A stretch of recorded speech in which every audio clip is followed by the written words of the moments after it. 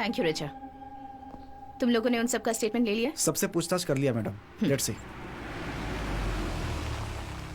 वो सैमुअल काटुकरन है क्या, मेडिको लीगल एडवाइजर? कमिश्नर का रिकमेंडेशन है। Will see. मैंने फोरेंसिक से एक इंटर्न देने की रिक्वेस्ट की थी। देखते हैं।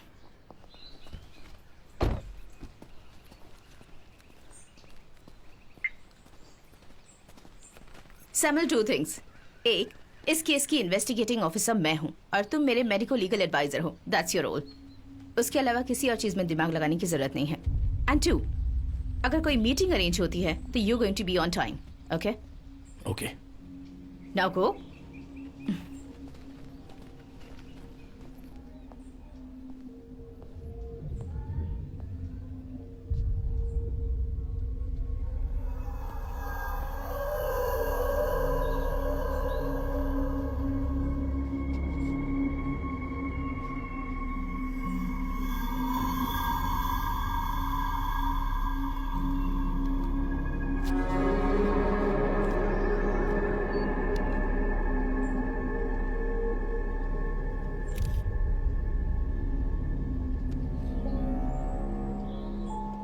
दिव्या जब यहाँ से गायब हुई थी तो पेरेंट्स के अलावा 30 गाड़ियाँ यहाँ पे अपने बच्चों को पिकअप करने के लिए खड़ी थी। पर यहाँ से गाड़ियों के आने जाने का बस एक ही रास्ता है और वो ये मेन गेट ही है ना? जी मैडम। गेट से 200 मीटर्स आगे जाएंगे तो वहाँ यूनियन बैंक का एटीएम है। Yes ma'am. वहाँ की फुटेज ली है तुमने? उसकी जरूरत नहीं पड़ेगी मैडम। दिव्या को कार से बाहर लेकर गए ही नहीं।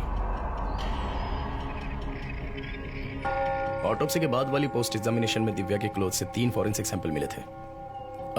बारिश में पाई जाने वाली जो काई होती है वो, फिर वाइट एस्बेस्टस का पाउडर और उसी के साथ साथ सीवेज वाटर के ड्रॉप्स। उसके अलावा दिव्या के कुर्ते में क्रॉस शेप्ड के मार्क्स थे। मतलब डांस क्लास के बाद यहाँ से जाते वक्त इस फेंस से लगकर हुआ होगा, क्योंकि कुर्ते के राइट शोल्डर में थे वो मार्क्स। देखिए यहाँ पर ब्लॉक किया गया है, इसलिए वो इस छोटे से रास्ते से ही चलकर गई होगी।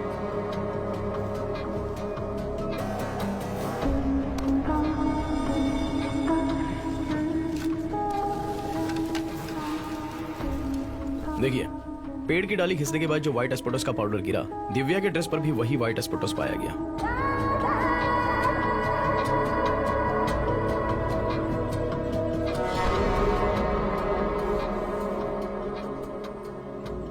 और जो मैंने आपसे कहा था ना कि दिव्या के ड्रेस पर जो काई पाई गई थी वो यहीं से लगी होगी।